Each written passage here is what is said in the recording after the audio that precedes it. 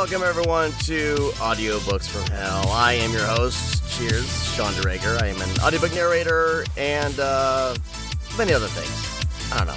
And a podcast. Welcome to the episode. Today I'm very excited to talk to my guest, John Baltisberger. Has a book called Blood and Mud that is out right now on audiobook that I narrated. And you should check it out. Really, you should. Let me turn this music off because I'm just getting used to this this whole, video thing. I'm going to bring in John. John, are you done eating your burger? Tough shit, I bring it in. Oh, wrong. I'm here. There you are. I'm here and I'm eating. I'm eating chips. Right on. Well, look, if you have an aversion to people eating on podcasts or YouTube shows, John will be done in a couple minutes. But look, the guy hasn't eaten in apparently 12 hours. So we're going to let this guy eat. We've been trying to get this interview going for quite some time. We've been going back and forth. And, our schedules, both of our schedules are pretty crazy.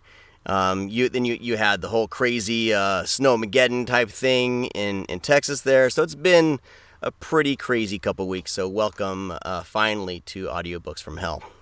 Thank you. I'm happy to be here. What I like to do when we first have an author on is kind of the standard question, but I got to ask it. So what got you hooked on writing? When did you start, putting pen to paper, finger to keyboard, and all that kind of stuff? When I realized that I could hire a 7-year-old Filipino boy to ghostwrite for me, like the world just kind of opened up, and I could really write as many books as I wanted on any. No, so a few years back in 20, let's say 14, I was stuck in a dead-end job that I'd been in for about a decade. I hated it. Hated every minute of it. Hated every aspect of it. And so I started writing as kind of a way out. Started submitting stories, little cosmic horror stories here and there. I did some game writing for local game companies. Fun stuff like that. And then in 2016, late 2015, I got a really amazing job. Paid a bunch of money. I got to travel all over the place. It was very cool. Then I got laid off in mid 2016. Could not find a job for 3 years. Oh shit! And so I was writing more at that point, and I said to my wife, "Well, why don't we start a publishing company?" Because what the fuck do we have to lose? There's literally nothing to lose. We have no money. We have no objects to our name. Screw it. We're already screwed. Let's do a publishing company. And my dear wife looked at me and she said,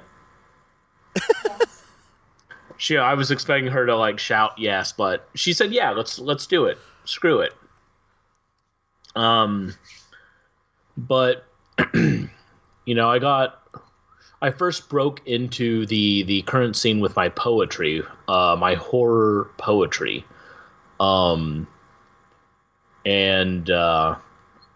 gone pretty well. It's gone pretty good so far. I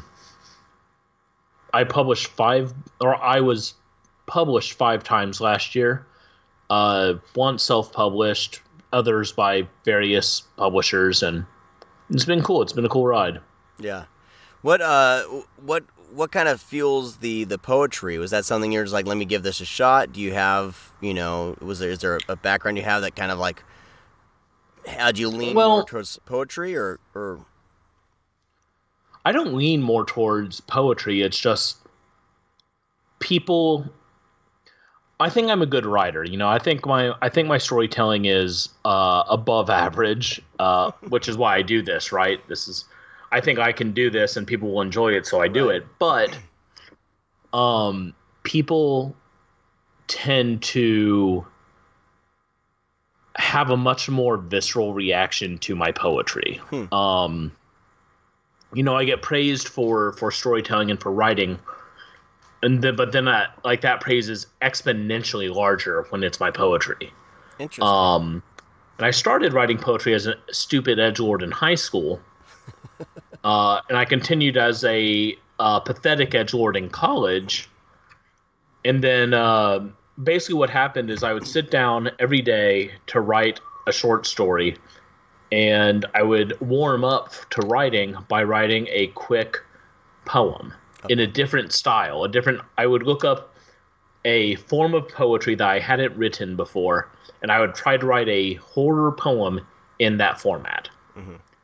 And when I had 100 of these poems, I put them together in a collection, and I was talking to some other publisher friends, and I talked to Steve Dillon from Things in the Well, who has published some Clive Barker stuff, and does a lot of really cool indie stuff. And I said, would you have any interest in this? And he said, I don't know shit about poetry, but let me check it out. And he read it and said, okay, look, yes, I'll publish this. It came out. It got on the Stoker recommended reading list, but and that's not to part the kimono too far, but getting on the Stoker recommended reading list is not a feat. It is fairly easy as long as you don't suck terribly. Right. But that book hit #1 on Amazon for about a week and a half in poems about death or poetry about death. And that was pretty cool. It's a very interesting, that's a very specific, Oh, I'm all about category. That niche, baby. I'm all about that niche. Niche is how I am consistently hitting those #1 slots because I write weird niche bullshit. Well, yeah, I mean... secret to my success. I mean, with Blood and Mud, I mean... a Jewish kaiju story, like a kaiju story steeped in Jewish mysticism. I mean, like, who would have thought? With Satan as a basically lead character, is like, I mean, is he a villain? Is he not? I don't know. Maybe he's not a villain. I certainly don't think of him as the villain of the piece. Any more than any vigilante cop is, right? Mm-hmm. Like you don't look at Batman and say, "Oh, he's the villain," but at the same time, he's going up and he's beating up some dudes. He's going out into the street and beating up some dudes. Sometimes those dudes are actually innocent. So, I wouldn't say that Satan is the villain of Blood and Mud. I would say that he is, a misguided and hurt person. Right. He's trying to make sense of a bad situation. Yeah.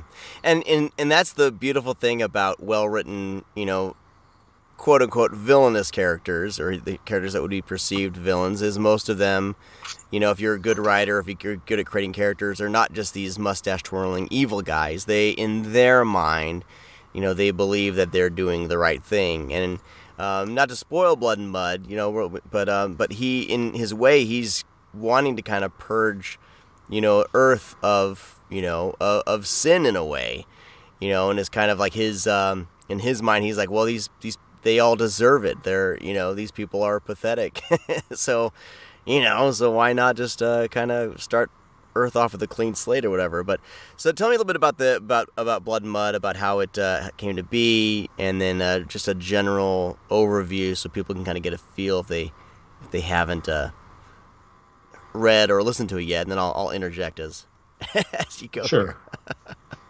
I knew I wanted to do a kaiju Jewish thing. I knew that, like, at the tail end of 2019, I was starting to get, I was getting known as a Jewish author, and I was getting known as someone who writes kaiju stuff. Mm-hmm. And I really wanted to combine the two things in a cool way. Death's Head Press was starting to take off. And so I talked to Jared, and I said, I'm writing a thing. When can I submit to you? And he gave me he told me, sometime in March you can submit to me. And so I said, okay, cool. And I started writing this book. And I knew it was going to involve Jewish versions of angels that were culturally accessible due to pop religion. But they were going to be kind of alien in a way. They're going to be, again, Jewish characters. And so I just got started. I kind of wrote sporadically. This is before I really nailed down my method of writing, which, it took me maybe 5 months to write this 25,000 word book. And to put that in context, it's taken me 6 months to write my current 60,000 word book. And it's taken me 3 months to write my current 35,000 word book. Like you pick up speed and you pick up how far you can push yourself writing every day, the more you do it. And you also learn the limits of like, okay, if I write this much, I'm burnt out and then I can't write for like 2 weeks. Yeah. Which I did. I did that to myself in this last November. I got burnt out and I was like, all right, I'm not writing again until January. You and me both. I mean, I got burnt out on, we talked on about audiobook it, stuff. yeah. Yeah, because, it was a pandemic year, and things are just upside down. And, it definitely was like I was trying to narrate audiobooks. Plus, my job was ramping. My day job was ramping up with just the amount of work coming in. So I'm busting my ass all day, 8 hours a day at the day job, at my computer at home. Kids interrupting me every friggin' 5 minutes. Every 5 minutes, all the time, constant. I go downstairs for water. Dad. So, and then I tried it, and then I try to like, all right, I'm going to have family time, and then at 8 o'clock, I'm going to go in and record an audiobook. That didn't last long. I did that for, a good 6, 7 months. And then when November hit, I was like, and the current book I'm working on, which is taking way too long, called Behind Blue Eyes, I contacted the author and I put everything on hold. I was like, I need to take December off of anything other than my day job and my family because I will go crazy. Yeah, man, it happens. And, by the end of the when I first started writing, I'm a night owl. I'm an insomniac. Yeah. When I first started writing, until last year. When I first started writing, I would try to wait until my daughter went to bed and then write. And every day I would sit at the computer looking at that blinking cursor and just think, God, I can't fucking do it. I don't have the juice. And so now I get up every day at 6 a.m. And I write from 6 to 8 or 9. And get my quota of words out for the day, which amazingly frees you emotionally. Yeah, I no longer have the I'm playing Cyberpunk. I should probably be writing. Oh, I'm reading this book. I should probably be writing. I'm watching YouTube. I should Instead, you're like, I finished my writing. I can do whatever else. It feels great. Yeah. And that's so I finished this book. That's okay? the chips coming up on me. Yeah. And that's what I'm doing now. Granted, if my voice behaves itself, I'm up at 5 a.m, have some tea and everything, kind of get things going, and I'll try to knock out just a set amount of time to record, and whatever I get done for the day for now until things are kind of a little more back to normal is what I get done. And then I kind of look back and I move forward, I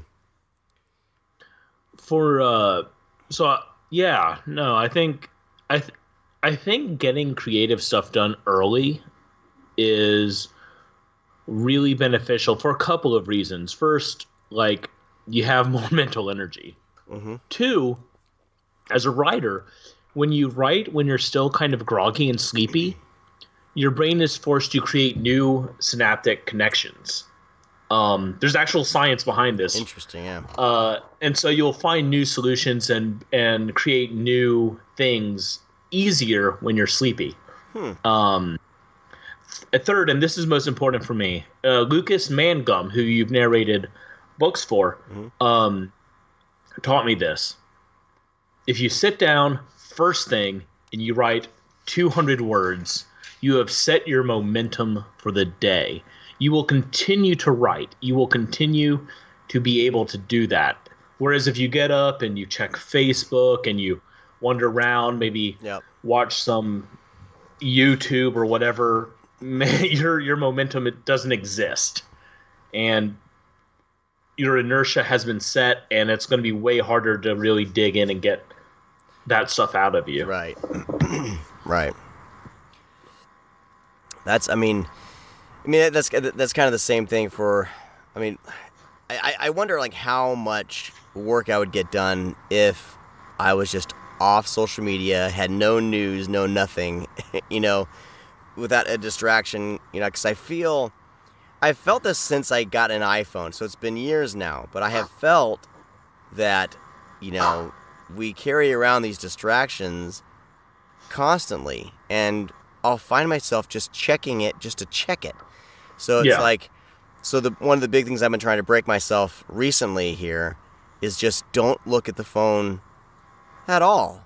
Like, don't scroll. Like, post with purpose. So if there's something purposeful to post, I should post it. If it's, if I'm actually if I'm doing some marketing time, all right, for this hour I'm going to market. Learn how to schedule posts, but don't get caught in the scrolling and the app opening and all this stuff. And it's a hard habit to break. I'm trying to try new things to just get the creativity flowing again, because it's been hard after a crazy unprecedented year, trying to kind of get back to normalcy in some way, and kind of forego any excuses. Like I can't make COVID an excuse anymore for anything. Yeah. I just gotta. Yeah. It's been a year. You're going to have a guest speaker in a second. Oh yeah. Yeah. My bulldog is behind me, and she is probably about to start growling. And it's going to be great. It's going to be great audio. You'll appreciate it. Yeah. So trying to break those habits and kind of get things more like purposeful in what I'm doing, because my days are busy, and I don't need to be checking my phone every freaking 5 minutes. So I'm almost like I'm trying to figure it out. Like, do I put it in a basket, at the start of my day? What do I do? So I'm trying to work a few things out. No, for sure. So anyway, I did all of this shit. And I did all this stuff to make this book, and finally I submitted it to Jared, and at the same time I talked to my friend Paul Lubachewski, the author of Gator God, another a kaiju comedy book set in Florida. And I said, hey man, do you have anyone that might be interested in a Jewish kaiju thing? And he's like, yeah, send it to my buddy Tim Murr over at St. Rooster Books. And so I did. And like a week later, Tim came back to me and said, hey, I thought you were handing me a comedy. I was like, no, I don't know. I'm sorry, no. I get that all the time, Sean. That's funny. Constantly people are telling me, like, I thought your book was going to be funny. I thought your book was going to be light. I thought this book was going to be... Like, no. Yeah, I'm a splatterpunk, y'all. Yeah, well, the thing that's great is about Blood and Mud is it's a crazy... The setup's ridiculous. The setup is absolutely ridiculous. A giant, basically, shit and sin globular kaiju, right? Taking on the world, led by, created by Satan. And then, of course, you have the military and their, main character. But yeah, you treat it like all good B horror movies. Like all good B horror movies, they're playing it serious. They're not playing it tongue-in-cheek.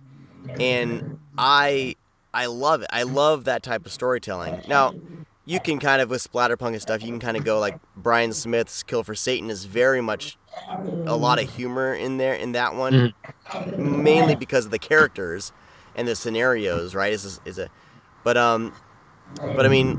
like, but it is still all treated very seriously. Like, Yeah. it's not like, hey, I'm writing a comedy, booka booka boo, hey, isn't this idea ridiculous? No, as far as the idea and the plot goes, oh, well, we're serious as shit here. This is what's happening, and it's all let's let the characters kind of react how they would react in that scenario. So, yeah, and I like comedy. I love funny books. I just listened to Michael and Rose's Embry, which is a story about a chicken solving crime in a egg-based city where chickens are kind of the looked down upon race. I like Bizarro. I love Bizarro, but it's not what I write. Anyway, so Tim Burr got back to me and he said, "Hey, I thought this was gonna be funny. Not a whole lot of ha-has here." It's like, no, sorry, Tim. But he liked it. He wanted it, and so he picked it up. I wrote a short essay kind of explaining the mysticism of it, which is in the back of the book, and on the audiobook you made that I helped. I provided the audio for, like, you hear Sean narrating this dark, gruesome book for 2.5 hours, and then I'm like, hi guys, you want to hear about Jews?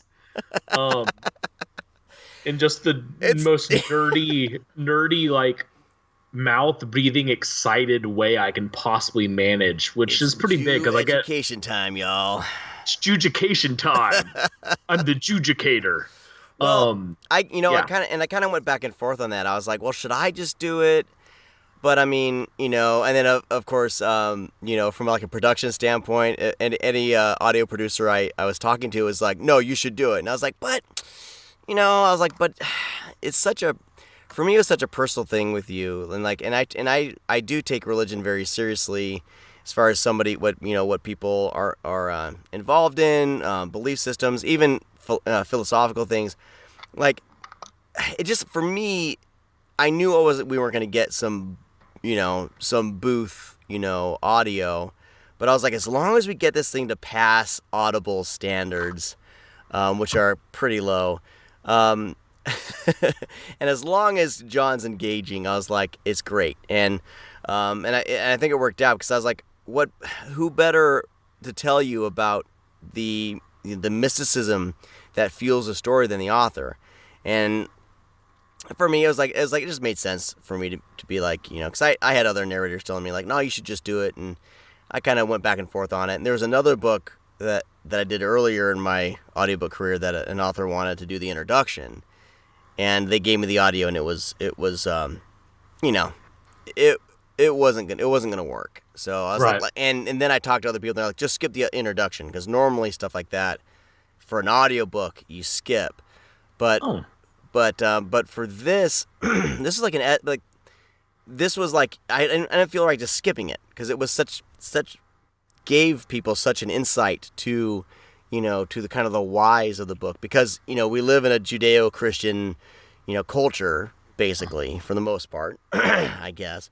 So people, someone's perception of Satan and these angels and stuff, is like, they'll be like, what is this? This isn't how I remember these angels being. And, and so I thought, I love that it's there. So,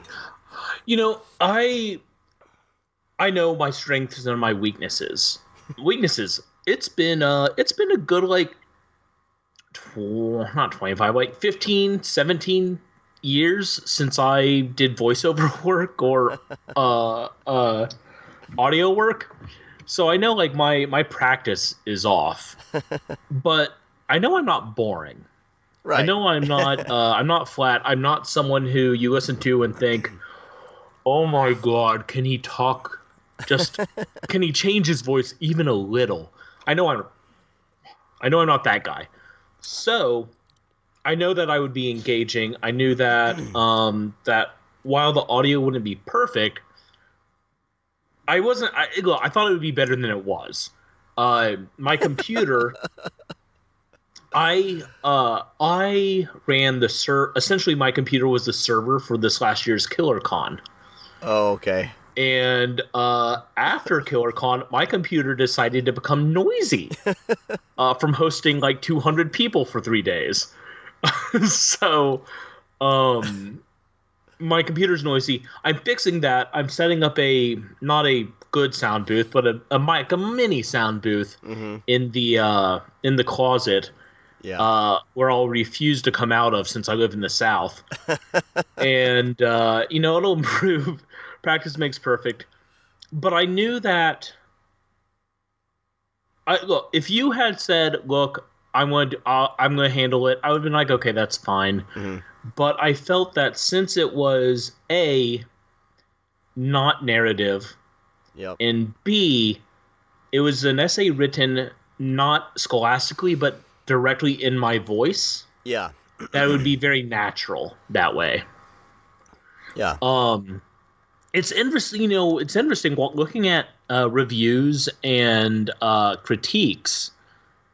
It's all over the map. So first of all, if you want to go and check out the Audible reviews for Blood and Mud, you'll notice that narration always has 5 stars. Those reviews don't mean shit. I will. I didn't get my first under 5-star review until the audiobook came out. And one of the guys was like, this would have been okay if it wasn't a kaiju thing. 3 stars. Like, okay, buddy. Look. What's funny about those reviews? Oh gosh, what's his name? I'm having a brain blank on his name. Let me see if I can find. Michael Crichton. Joe Rogan. Let's see. There's a narrator. Shoot, that I took a class from. I can't remember. I'm having a total brain fart on it. Anyway, I'll waste time trying to find the name. Anyway, he's been doing audiobooks for years. In fact, he just did. I think I talked about him last time. He just did the Ghostbusters novelizations narrations. Nice. But he wrote something an article on his blog about reviews and about posting reviews. And he said posting reviews from Amazon and Audible is like posting, a note from your mom saying you did a great job on your homework. The thing was like, look, if they're not reviews from like a publication, from like a critic, or even someone in the industry, a critique, those reviews, like, as they're listener reviews, and they're fun, they're fine. And as far as like marketing purposes goes, we do want to hit a certain number of reviews and everything for Amazon to get us into the. That number is 50. Please review my books. Review the book. But to get hung up on reviews as creatives, as authors, as narrators. Now, if there's a really well written review, I'm going to post it because someone worked hard on those words. If it's just like, I don't like kaijus, but the narrator's okay. If it's one of those, we won't post that. But so my long way around of saying, like, because a lot of us, I remember my first 1-star review as a narrator, and like, it ruined my entire day. And I've learned. I live for those 1-star reviews. Are you kidding me? It said, this is the worst narrator I've ever heard in my life. No, look, in the horror world, especially splatterpunk world, like 1-star review, that like I copy and paste. So I published a book by Gina Rinaldi called All Men Are Trash. All men are beep. Anyway. Oh man, we just got demonetized. Anyway, I don't know how monetization goes. I don't know. Gina's Amat. It makes a lot of people very angry. A lot of straight white dudes are super mad just because of the title. They never read the fucking book. But like, they leave her so many 1-star reviews, just going off on men's rights tirades and cis white scared of women BS.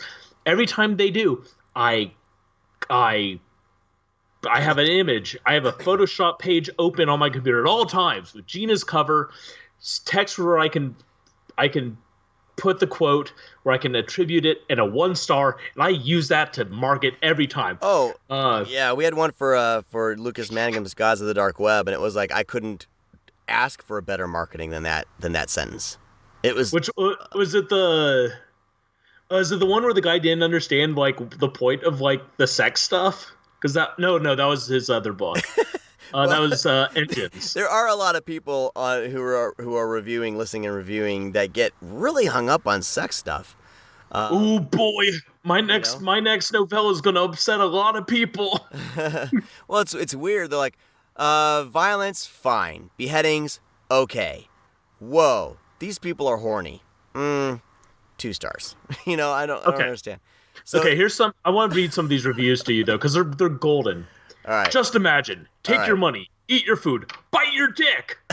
Manny Rivera, some dude. If you're already offended, you wouldn't survive. Ah, there it is. Stop framing men. By the way, good luck, feminist. At Aryan Fitness on Instagram. A Nazi. This book is nothing but blatant sexism towards men. Jay Lee, some dude. Like, it just... quote after moment of dudes not reading the book but getting so mad. But I'll tell you something. That book made it to the top 10 in men's adventure. There we go. It's so good. So yeah, reviews. I read reviews. I post reviews when they happen. Yep. I totally agree that that it is self-congratulatory. It is kind of masturbatory. But it is also a way. The fact of the matter is, it's a way to say, like, hey, if you haven't bought my book yet, buy my book. Right. Without saying that. Without saying, because look, man, you and I both know we can post "Please buy Blood and Mud" 9,000 times, and by the 3rd time, everyone's sick of it. Yeah. But if we say, hey, I got another review for Blood and Mud on Audible, and you post that review, that gives you a freebie. And so each time you get a review and you can post it, that's a freebie you get. Yeah, there's a finesse to it. There's a way to use it in your marketing. Absolutely. And like this article is mainly about people kind of just getting so hung up on the reviews and just like, look. Now I don't know if he was talking about like marketing, because you and I definitely use them for marketing, because there is some good lines you can use. You can just like just like a movie poster, a little tagline, a little, So there are a few that show up that is like, oh, that's a great line, and why wouldn't we use that? Because someone actually decided to give a shit and write something great, like well written. Now, if it's a well written negative review, give me that all day long, right? If there's critiques, if there's great stuff, give that to me, because I'll learn from it. Oh yeah, same. But yeah, I mean, I had to learn to kind of appreciate, these kind of little reviews, and I mean, at least it wasn't like, at least that 1-star review wasn't like, Audiophile magazine, like, reviewing me, and I'd be sunk. It was coalition of professional audio readers who will ban you for life. Yeah, 1 star. It was an early book. And listening back, it's like, look, if you listen to a lot of audiobooks and you listen to that one, you can tell I was very green. But you'd be nice. Just be nice about it. Don't be mean. Yeah, I never understood that. Like, you have the people they'll give you critiques like, I wish they spent more time on character building, which is a note I got on Trafe Magic. Fine. You'll notice in Trafe Magic 2, when that comes out, knock on wood, later this year, that there's a lot more character building and character and relationship building, as opposed to the review that's like, these characters suck, you should chop off your dick with a saw. Like, okay, that doesn't actually help me learn. I mean, I'll do that if you'll buy the book, but like, doesn't help me. Don't worry, I'm not gonna chop off my dick with a saw, love. Okay, sorry. I wanted to be sure my wife. You gotta make sure, yeah. So, Blood and Mud. So that's out, little novella. I'm glad. I mean, so thank you for bringing that to me. That was a really fun one to narrate. Let's talk about some of your other books. I know that Sure. War of the Dictates is something that you have worked on, and I believe you're trying to find narrators for that one. But tell us a little bit about War of the Dictates. Not about the struggle of finding a narrator. which I know it's I couldn't. No, I will talk about that a little bit actually, but for a different reason. War of Dictates is a book about Talmudic lore at heart. I recently did an episode with Jay Wilburn, where we talked about it a lot. So, I'd rather point at that. Go check out at Among the Zombies on Twitter for Jay's feed, because I learned so much about writing just from following Jay and listening to Jay. But you can see a lot of about War of Dictates there. But it's a novella longer than Blood and Mud that is entirely in verse. And it spans a time frame from the Big Bang, from the approximate year of the Big Bang, to 2020 CE. Wow. There are some events I missed, but I only had 26,000 words. Novella. So yeah, novella. I might do a second one and fill in the blanks. This isn't a Silmarillion, everybody. Yeah, no, I'm not. Look. If you want 120,000 words about elves and none of them are fucking, you can check out JR all you want. Me, my elf's gonna get dirty. No, that's not. Sorry. So I started off with War Dictates. I wanted to write 5 stories in verse, all having to do with Jewish mythology. And then I started writing. I started with the Grigori, the Fallen Watchers, from the Book of Enoch. I went into the Nephilim from the Book of Giants / Genesis during the Flood. From there, I went into King Solomon's reign, because there's a lot of Talmudic lore around that, which also involves the main character of the book, Ashmandai.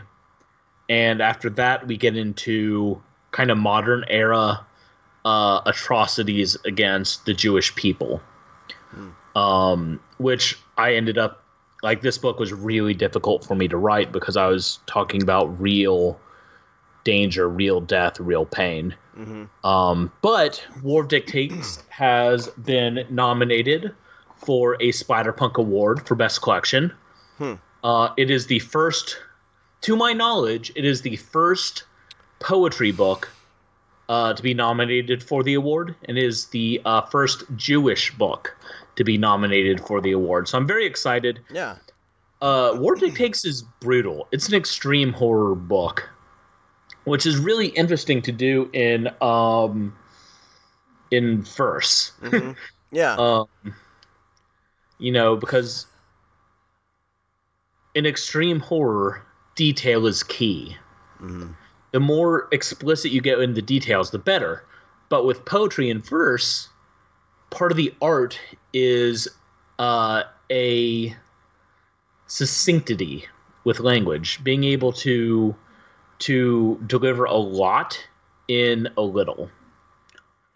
And so it was a really interesting challenge, and people seem to really like it, so I'm very excited.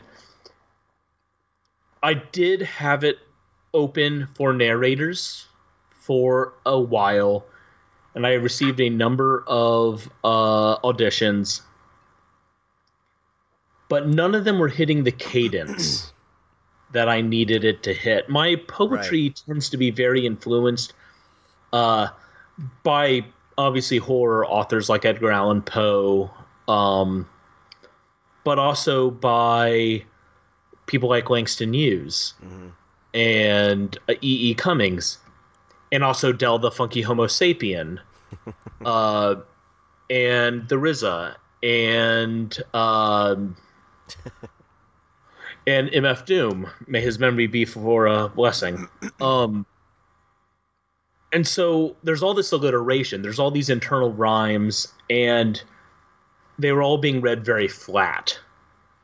It's like, you can't. You have to again, these are written really inspired by hip hop, and in hip hop, your voice is an instrument. Your voice is a percussive instrument.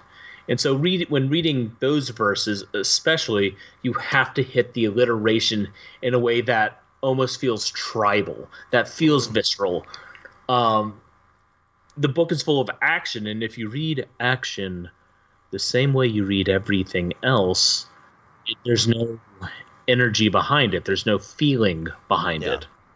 And so I finally decided to pull it off of open for audition, and decided that I'm going to build a little sound room in my closet, buy a fancy recorder, and do this myself.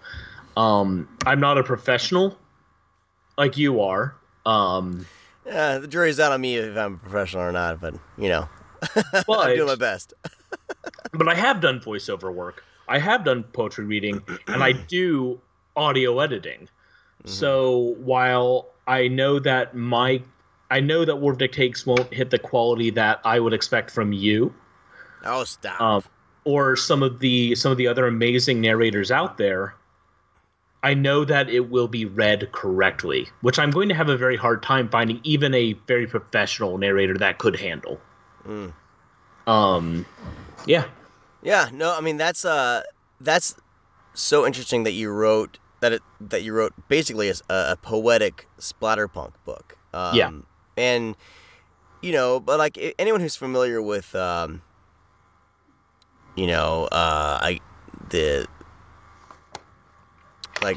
Christians would say the Old Testament, but the Jewish Bible. The Jewish Bible. It's the Jewish Bible. I mean, there's so much violence, and so much crazy stuff that happens, in those stories, that it does make sense. I mean, there's so many stories. The Bible is the Bible, especially the Torah, is kind of a splatterpunk book. Yes. I mentioned this in my thing with Jay. I have to say it again. When someone says, "My vengeance will be biblical," you think like, oh, flood and lightning bolts and brimstone. No. There's a story. Joseph had a sister and many brothers. Joseph's sister was taken against her will by a village that they were staying at because they wanted to marry her, because they wanted Jacob's wealth. They want his family's wealth. So like, okay, if we do this, they'll marry her to us, and then we'll share in the wealth. And so she came back to her family, bleeding and broken, and her brother said, okay, here's what we'll do. We'll go to the village. And they told the villagers, hey, you did this, but it's fine. You can marry my sister. You can join our tribe, our family. You'll be rich. But you all have to be circumcised. And so the entire village, every man and male child, on the same day, probably using the same flint rock that Abraham had used, got circumcised. A lot of foreskins. No, not as many as there will be later in the story. So that evening, all of the brothers rode into town and murdered every male in the village to a one. That is biblical vengeance. That is splatterpunk. Yeah. Later on, King Saul demands 100 Philistine foreskins from David in order to marry Saul's daughter. David is so excited about this, he delivers 200 chopped up dicks. Hey, that's in the Bible. You need some chopped up dicks? I'm your man. I can do that. I got a wheelbarrow. I got it. So, like, yeah, there's a lot of extreme horror in biblical literature. Yeah. And a lot of it doesn't make it into the cutting room floor after King James had his wicked way with it. But boy, and like there's stuff that got left out of the Jewish Bible. Like, if this made it in, what didn't? Yeah. Guys, Well, I mean, that's the thing. Like, because I'm always fascinated by religion and philosophy. I've done my share of research. I was raised in a strong Christian home, whatever that means. And but It means your dad would have 4 Bibles above his head. Yeah, we I assume. Well, I mean, we would every Saturday morning we would have we would do our Bible reading and everything. So it's familiar to me. And I always knew, like, when we were going to read the Old Testament, it's like, oh, there's going to be some war and some violence. We here we go, But it was okay because it was in the name of religion. But so we got about 15 minutes left. Okay. And I'm interested in your own spiritual journey, with Judaism. With the J-Man. Is it? I mean, so I know a lot of people are either practicing or non-practicing. So it's different. So what's your kind of background with Judaism, and how does that inform what you write? I was born a poor Baptist child in Texas. Wow. Austin, Texas. Breckenridge Hospital. They're tearing it down right now over there somewhere. And in middle school, I was sure I was going to go into seminary and be a preacher. And I went to Bible camp. And the preacher got up there, and he was just fucking awful. He was mean. He was cruel. He delighted in cruelty. He delighted in telling these terrified children that they were going to hell. That their parents, if they got divorced, were going to hell. And I'm Baptist, man. And I had just read the story of the prodigal son.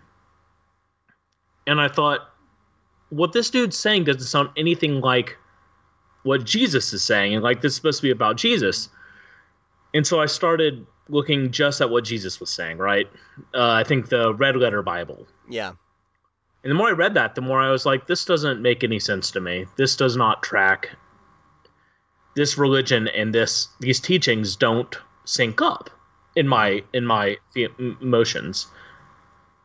And so I spent a long time searching. I researched Buddhism, Hinduism, Islam. I looked everywhere, and one day I was kind of describing my feelings about spirituality, and my friend Robert Dietrich said, well, man, it sounds like you're Jewish to me. I was like, no, what? So I looked into it, and I'm like, oh yeah, no, this is exactly it. Yes. Hey everyone. I was 16 at the time, maybe 15 or 14. I was in that age, right?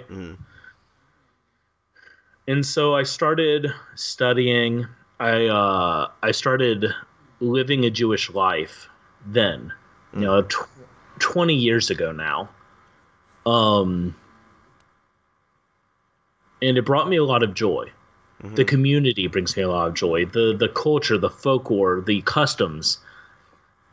Pretty much anything that doesn't have to do with Israel brings me joy.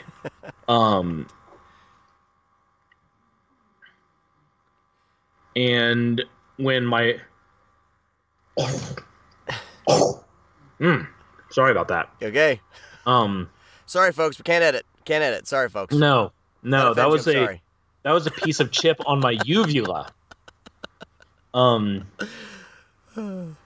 When my wife and I started dating, my wife and I had known each other for 8 years, I think, at that time. And so she knew me as being Jewish, but not, didn't know much more about it than that. And I told her, she spent the night one night, and I said, hey, just to let you know, in the morning, I'm going to go to a synagogue. I'd like you to come with me because it's an important part of who I am. Because I was at that point starting to go through the official conversion process. Okay. And she said, oh, okay, yeah, I'll come with you. And so she went with me that Saturday. She went with me the next Saturday. And after that second Saturday, she turned towards me and she said, I want this. I want to convert. And, the joke is whenever you meet someone converting, it's like, oh, what's her name? And I was in this weird position where I was, in fact, engaged. I was getting married, but I wasn't converting for her. Right. She wasn't converting for me, but we were both converting before trying to convert before our wedding. Well, what's her name? Well, it's Desiree, but Yeah. she's not. How much time you got? Yeah, exactly. We had a beautiful Jewish wedding. Our rabbi, who is incredibly supportive of my horrifying Jewish splatter. In fact, Word Dictates, an extreme horror novella, was featured in the Good News newsletter my synagogue sent out. And I thought, I watched it, I was like, this is the most horrifying shit that has ever been in a like religious newsletter with like a smiley face next to it. It's real. Like, I know there's a lot of people, especially in the more Orthodox communities, as with any fundamentalist community, that have been driven away by the more fanatic, the more intolerant people in that group. Judaism is not free of that. Mm-hmm. But my experiences in Judaism have all been beautiful and loving and accepting. And that includes towards my brothers and sisters who are queer, who are trans, who are asexual, non-binary. Includes people of different colors. And that's really incredibly important to me, because the thing that galled me the most about Christianity was the idea that one type of person was okay. Yeah. And that doesn't make sense to me in the context of a God worthy of worship. Yeah. Exactly. So that's how we got to where I am now, where I wear a kippah to horror events. Well, you know, the thing that I absolutely love about Judaism is that that it's all about wrestling with who God is. It's all about wrestling with the text. It's about wrestling with, you know, our place in this world. There's no like, oh, just read the book and there's all the answers right in there. There's so many books, though. It's the push and the pull of the text, of the history, of the stories, of the mythology. They embrace the mythology. They look at the Jewish Bible as not necessarily being 100% truth. But it's story. It's mythology. Sacred mythology. Sacred mythology, and that's what I really, really loved. Once I started learning more about this, I'm gonna name drop here, and I'm not trying to do it to be like, look how amazing I am. I interviewed Stephen Tobolowsky about his book a few years back on another podcast called The Armchair Philosopher. It's on a temporary hiatus for a while until I kind of. But his conversation with him really enlightened me on, you know, on that wrestling with the faith, wrestling with belief. And Judaism, for the most part, embraces that aspect of it. You know, like was it Jacob wrestling with the angel, right? Like, there's this, you know, I mean, there's something beautiful about embracing questions, and that I find, like, I'll gravitate to anything that will say, you know, you're welcome here to wrestle with the questions, to figure this out. You don't have to know it all. We don't know it all. We're all wrestling with this together. That's the kind of, you know, faith that I always kind of gravitate to. And that's the one thing about Judaism that I really, really came to appreciate once I kind of started looking into that. And I'll say two things real quick. First is Satanists love us because we ask questions. We don't blindly accept things, including our own faith and religious leaders, and that gives us big kudos from the Satanic Temple followers. The other thing I'll say is, you mentioned Jacob wrestles the angel, and then after he does that, it says, "Your name will now be Israel, for you have wrestled with the divine." Mm-hmm. The name is the word Israel. And why you see so many synagogues named Congregation Beth Israel, Congregation Amen Israel. It's not saying congregation of this land, congregation of this country. It's saying Beth is people. It's saying this is a congregation of people who struggle with questions about the divine, who struggle with the concept of the divine, who struggle to understand our place in this world. And that is an incredibly important conversation to have, because built into that is the idea that we don't know. Yeah. And that is not only okay, but laudable to understand that you don't know. Because I was always taught, like, you gotta make sure you know that you know that you know that you have your place booked in heaven. You know, Jesus is in your heart. He will fight the demons that come at you. You got the plane ticket. When you die, you got the ticket to heaven. It's all about that ticket to heaven. You know, you got to live this way, and you know, and you don't even have to live away. You just say, oopsie daisy, just doshing you on your deathbed. It's like, okay, no, look, you did close the doors of your mega church, causing thousands of people to die in a flood, but gosh darn it, Joel, you said you're sorry. Come on in. Right. Yeah. I hate Joel Osteen so much. Well, if you have a problem with me hating Joel Osteen, go ahead and tweet at my my publicity manager at Joe Rogan. You know, I'm blocked. Joel Osteen has blocked me on Twitter because then you're doing something right. It was when that happened. I was like, I said some expletives toward, and he apparently was blocking everybody. I think, yeah, whatever. No, anyway, we'll go on a rabbit trail here, but no, I mean, so that's awesome. Like how you as an author are, and Glenn Rolfe and I talked about this on the last episode. Being an author and being a creative is about making your voice heard in this world. Because, we're here once. So it's like, what can we do to make our voices heard? How can we, and creatives like us, I'm a different kind of creative than you, but we are about kind of putting a stamp on this world. So when we leave, there's stuff still here, that people can listen to or read that is our voice. And if you don't have your own voice, then why are you doing it? So Glenn Rolfe, talking to him about him developing his voice and not comparing himself to other authors, but about pursuing how he writes and embracing that. And, you've really done that with the blending of Judaism and horror, because I really do think, for me, as in all the studying I've done, it makes so much sense. When you said, this is a Jewish kaiju, and then once I started reading it, I was like, oh, this makes so much sense. Why, I didn't even have to bat an eye once I kind of got it. And that's your thing, it's your voice, and I think that's fantastic. And, Lucas Mangum says something that he got from Joe Lansdale.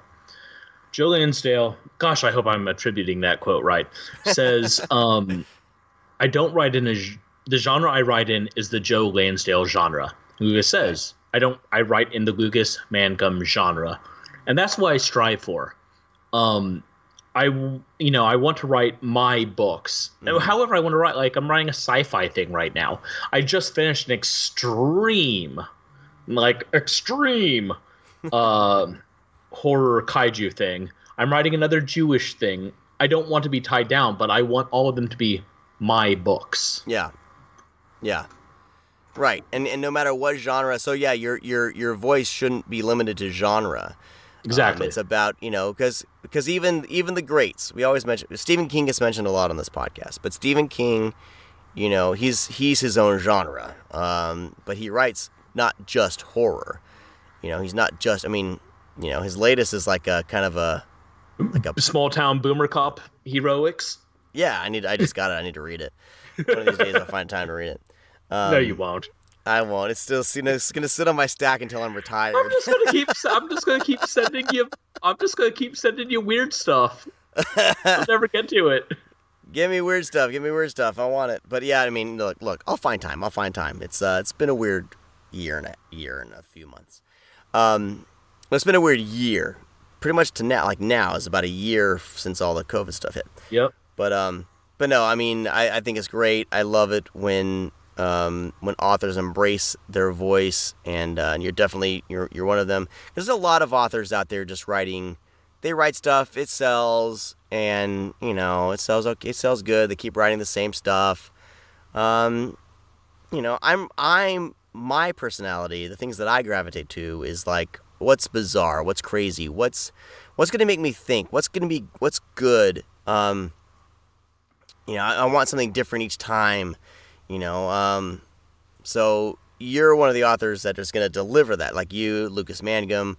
Even like, Joe Lansdale, like all these guys, it's their books, but you're going to get something pretty original and in your wheelhouse as a horror fanatic or whatever, but it's going to be original and not, the same stuff over and over again.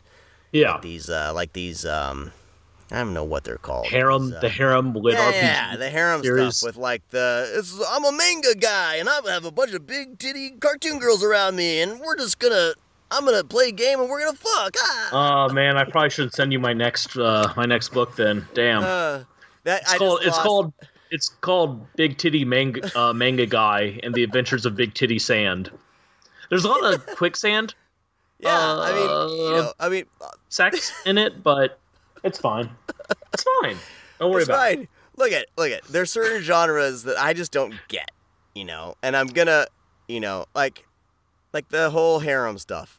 I don't understand it. And it's funny because a friend of mine, the author A.A. Warren, he had to change his awesome sci-fi art to the Talon books because they kept getting confused with the harem books. People were like, there's not enough fucking in this books. And he's like, no, this is space opera. What are you talking about? This is like a space barbarian. There's no fucking. I mean, there is, but not like explicit.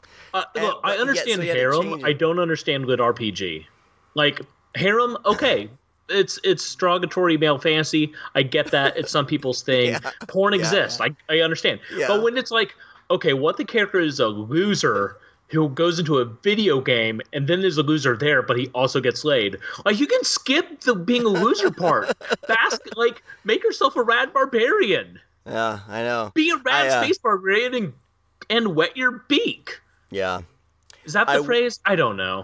I actually will be narrating a lit RPG by the author of Behind Blue Eyes, the book I'm working on now.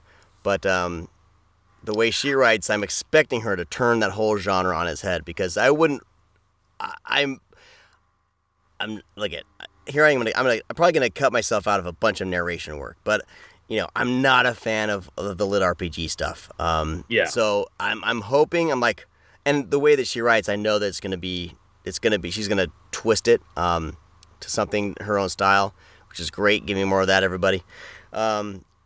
But yeah, lit RPG, that's like Ready Player One took off, and then everyone started writing their versions of Ready Player One, basically. Yeah. So we'll see. I don't know. Like with most genres, there's a lot of noise, and a few really good things float to the top. So yeah. I don't know. But yeah, I don't get the crazy bondage dominatrix romance stuff. I don't understand that. Sells like hotcakes. Yeah, it does. I don't get it. I'll narrate one if there's money involved, but I'm not gonna go out of my way to read something like that. Anyway, all right. Well, this conversation could devolve into us lambasting other genres. And it could, but we shouldn't because we love you all. We love you all, authors and fans alike. Look, like I said, there's always good stuff that rises to the top. There's certain genres that are overrun. I think just overrun, and I think lit RPG, romance is always going to be romance. Amish romance apparently is huge. I don't know. I don't understand it. I don't know. Good on everyone for making money off this stuff. Awesome. I don't get it. More power to you. All right, John Baltisberger, thank you so much for joining me on Audiobooks from Hell. Blood and Mud, out on audio right now. Voiced by yours truly. Written by this guy right here. See, now I got my directions right. There we go. So check that out. Grab all John's other books. Madness Heart Press, yes? Yep, MadnessHeart.press is where we publish, and KaijuPoet.com is my personal author page. Yes. I will be narrating at some point Extinction Peak. But Not by me, but published by me. Published by Manusart Press. I need to get to it, but I'm excited. Lucas Mangum and dinosaurs? Yes. I can't wait. So that'll be coming some point this year. I can't make any promises on any of my narration because I am slow as fuck right now. I don't know. All right. John, thanks again for joining me. Thank you for having me. Let me switch the camera to show just me. Oh, there we go. And I'll talk to all of you guys next week. Thanks for listening, watching, whatever. Bye-bye.